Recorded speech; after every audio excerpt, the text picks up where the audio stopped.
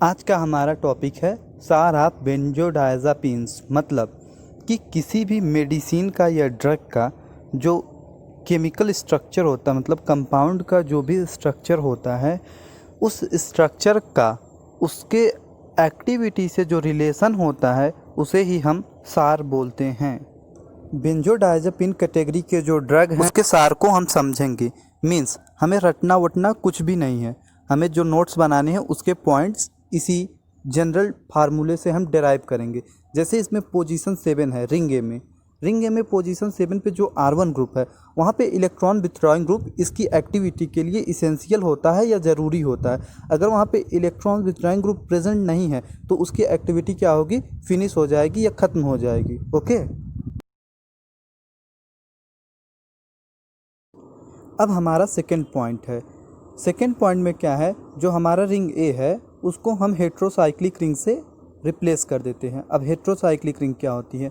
ऐसी रिंग जिसमें sulphur, nitrogen, oxygen present होते हैं उनको हम हेट्रोसाइक्लिक रिंग्स बोलते हैं।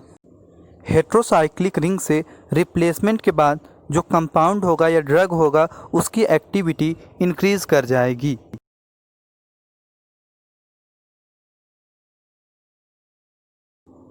अब आते हैं रिंग बी में। रिंग बी में जो पोजीशन फर्स्ट है वहाँ पे जो R2 ग्रुप है वो बेसिकली मेथिल ग्रुप होता है, जो कि ड्रग्स की एक्टिविटी के लिए इसेंशियल होता है या नेसेसरी होता है।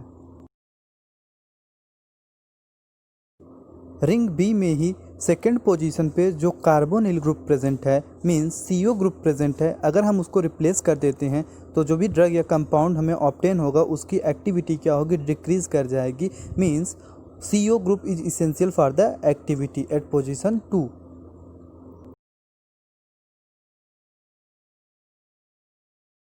रिंग बी में जो थर्ड पोजीशन है वहाँ पे जो कार्बन है उससे एक हाइड्रोजन अटैच है। अगर हम उस हाइड्रोजन को रिप्लेस कर देते हैं हाइड्रोक्सी ग्रुप से तो जो भी हमें कंपाउंड मिलेगी उसकी एक्टिविटी क्या होगी, लो होगी। इसका एग्जांपल है ऑक्साजिपैम। ऑक्सीजिपैम जो ड्रग है उसमें हम रिंग बी में थर्ड पोजीशन पे हाइड्रोक्सिल ग्रुप या OH ग्रुप को ऐड करते हैं या अटैच करते हैं तो हमें ऑक्साजिपैम ऑब्टेन होता है। ये एग्जांपल ऑक्सीजिपैम का है जिसमें थर्ड पोजीशन पे हाइड्रोक्सिल ग्रुप अटैच है या ऐड है।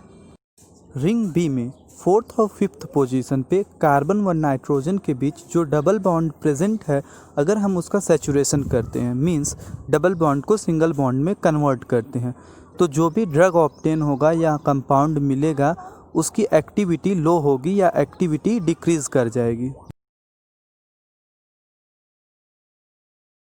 रिंग बी में जो फिफ्थ पोजीशन है वहाँ पे जो फेनाइल रिंग लगा है वो बेंजोडायज़ेपिन कैटेगरी में आने वाले ड्रग्स के एक्टिविटी के लिए इसेंशियल होता है। अगर हम इस रिंग को रिप्लेस करते हैं तो जो ड्रग है उसकी एक्टिविटी फिनिश हो जाती है।